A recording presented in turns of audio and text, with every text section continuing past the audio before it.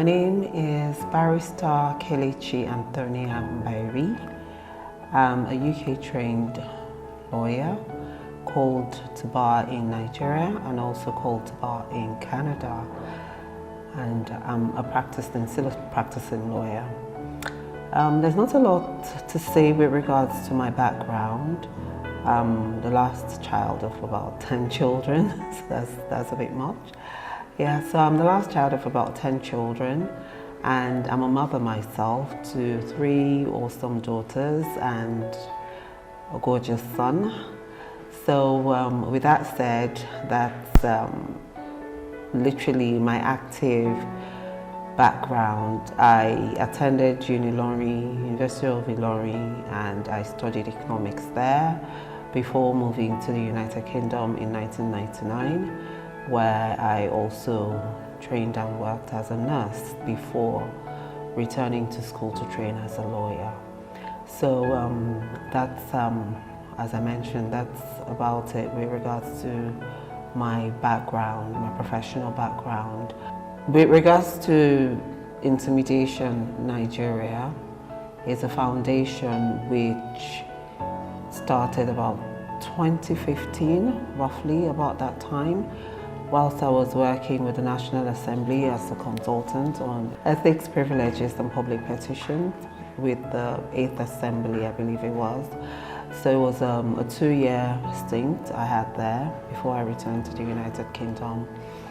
And whilst working there, I had a chance encounter with a very, very profound individual in the person of Dr. Saad, who is extremely passionate about VVF, vesical vaginal fistula. And our chance meeting absolutely opened up my eyes to a different area I, up until then, had little or no knowledge about, which is VVF. And through his stories, it's almost emotional for me talking about it, but he opened up my eyes to the struggles, the sufferings, the stigma, and all of the challenges women living with this debilitating illness go through, or have been going through, and are still going through. And this chance encounter absolutely sparked my passion, you know, to do something.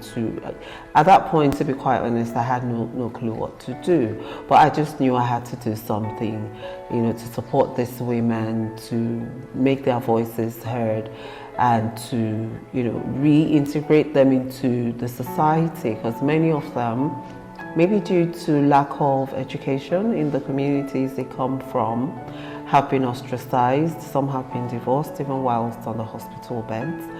So it became a burning passion for me to ensure that these women were given another lease on life, to be what they could have been, or at least some sort of independence, not just health-wise, but also financially and as individuals, so they could contribute their part to the communities where they come from or where they have found themselves after the treatment.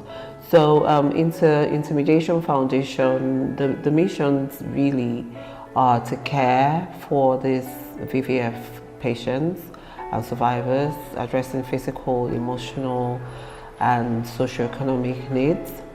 So the foundation aims to offer free surgical interventions, psychological support, vocational trainings. We're also aiming to increase awareness campaigns and community outreach by educating community members that these are the causes, these are the ways to treat them, and these are the ways to prevent them from happening in the first place. And also to educate them, to let them know that a woman is going through VVF as a condition at that point, Does not mean she has to be written off, does not mean she has to be ostracized from the community. She needs support from her husband, from family, from as many people as possible, because it's an embarrassing illness. It's not something I wish on even my enemies. So if you encounter somebody who's going through that kind of situation, this particular illness, do the best you can to encourage, to support, as opposed to ostracizing them or stigmatizing them, because it's enough for them that they are going through this to start with, let alone being ostracized by those the nearest and the dearest to them. So we're also hoping in future to partner with healthcare providers and organizations. Our vision is a world where VVF patients receive comprehensive care and dignity is restored and hope is also restored. That's our vision for our women. And our call to action, we were calling on parastatals, we're calling on organizations, individuals, hospitals, communities, to come together so as to help to raise awareness and to break the stigma, to support research and innovation, to empower women and communities, create lasting change, and to give whatever it is that you can. It does not necessarily have to be financial. It could be your time, it could be equipment, it could be a packet of gloves. So much is needed. The database we have is mind-boggling. I don't want to scare anybody with numbers and figures here, but it costs a lot. I can tell you for free that way back in 2015, when we registered and started this foundation, it cost about 100,000 Nigerian money, between 100 and 150,000 Nigerian currency to treat one woman. But as it stands today, with currency fluctuating and cost of living skyrocketing, as we all know, as of today, it's costing way above 2 million to treat and rehabilitate a woman. We're not even talking about the empowerment side of things. So we need all hands on deck to help with the research side of things. What can we do differently? How can we improve on what it is we're doing in order to reduce the occurrence or prevalence in the society? And how can we help these women?